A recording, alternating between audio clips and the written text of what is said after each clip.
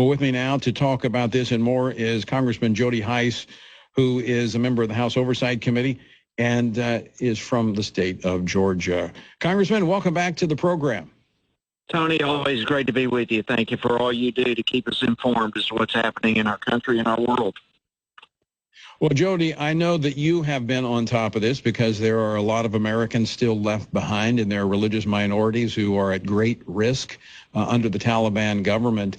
Are you? I mean, I just think this administration is tone deaf, that they choose to express concern over the lack of diversity in a cabinet filled with terrorists. It's unbelievable. And we have untold numbers. We don't even know how many numbers of American citizens that are still over there. According to the administration's own numbers from 2 weeks ago, they said there were between 10 and 15,000 Americans there. We only got under 6,000 out of there. So just doing the math by their numbers, there's between 4,000 and 9,000 U.S. citizens that yet remain, but now they're telling us there are only about 100 American citizens. What happened to the other thousands that we don't even know how many U.S. citizens are there, let alone SIV people? And yes, Tony, our office for the last 2 weeks or so, virtually 24/7, trying to get people out of Afghanistan. And heartbreakingly, the biggest problem we had was working with our own government, who was the obstacle on every front, preventing us from moving forward, getting people out. So, we ended up, like so many others, working with individuals on the ground there in Afghanistan, and we have been able to rescue tons of people. But unfortunately, there have been tons of people we have not been able to rescue, and they remain there with threat of their life to this day. Now, Congressman Hice, I've gotten reports both through the media and direct from those involved that those charter flights, privately chartered, that the State Department is not giving them the approval necessary to land in third-party countries, nor are they allowing them to land at Department of Defense-controlled air bases.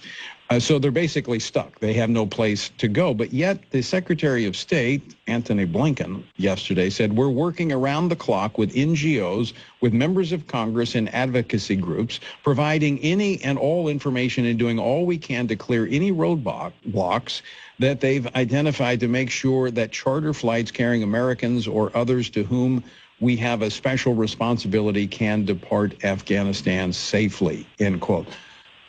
Something's not adding up here. Tony, that's just not a true statement. They have been the hindrance. They have been the ones standing in the way. At one moment, they could have those planes land anywhere they want to, but they have not. They have been the problem, as they have been throughout this entire process. We had American citizens, we had SIV individuals, we had pastors, we had, you name it. We had pregnant women, we had a bus full of children, and the State Department was the ones preventing us from getting them through the airport to get on planes. And now they continue to be the problem. It is simply not true what Blinken is saying, somehow that they are working around the clock with members of Congress. The reality is they are working around the clock to work against members of Congress and against individuals who are doing everything they can to get out of Afghanistan. The problem on this end is our own government. It is the most shameful and disgusting thing I've ever experienced in my life as it relates to political activity. They are the problem, our U.S. government. Let's transition here to looking at this Taliban government, this interim government that's been put in place. As I mentioned, we've got known terrorists who the FBI are actually have bounties on that are now leading this government. And as we said, these were individuals that were released from Guantanamo Bay. We're right back where we started 20 years ago, in my view. Well, it's even worse. Because now we have no U.S. presence over there to even temper what they are doing. They are unhindered in whatever behavior they want to do in instilling Sharia law, in being a threat to the region. They are able now to do it in an unhindered fashion without any U.S. presence to slow them down. And I remember when the exchange took place, I believe it's 2008, Obama made the exchange between Bergdahl and these 5 Gitmo terrorists. And President Trump, I think, made the most accurate statement after that when he said, in essence, that we ourselves, the United States, we get Bergdahl, who is a traitor, in exchange for 5 of the most wanted terrorists in the world, that the Taliban gets back. That is exactly what happened. And now it's coming back to bite us. It's coming back to bite the entire world. And now we are going to watch the development of a government that is going to install the development of and protection of terrorist organizations that the world now will have to deal with.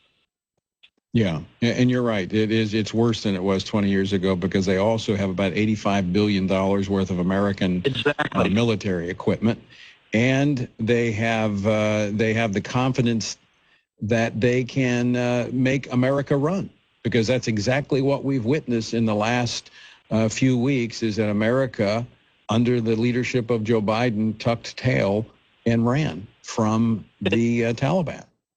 Exactly, Tony. And when have we ever done that? And we have trusted and negotiated with the most radical left-wing terrorist individuals that the world knows. And our administration under Joe Biden has felt comfortable, confident, negotiating, making deals with these individuals while leaving potentially thousands of Americans hanging in the balance in that country. And now what's frightening to me is we're watching both the president say, let's turn the page and move on, and at the same time we're watching a willing media, national media in this country, being willing to turn the page and go on to the next story, spending $3 trillion in socialist ideology. It's like, what are we doing? We have who knows how many Americans stranded, and we're walking away from them, leaving them in the hands of terrorists. It's unthinkable what's taking place before our eyes. Let me ask you this final question. We're up against the break. You hear the music starting. But is there any hope that Congress might be able, and the Republicans in Congress, lean on this administration to get something done for those people left behind? Tony, I can tell you our office is going to continue it. I know there are many other offices who will.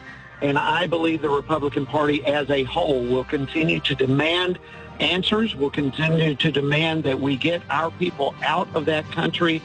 And we're going to continue putting pressure both on the White House and on Nancy Pelosi to do what has to be done at this critical hour in our country. All right, Congressman Jody Hice, always great to talk to you. Thanks for stopping by today. Tony.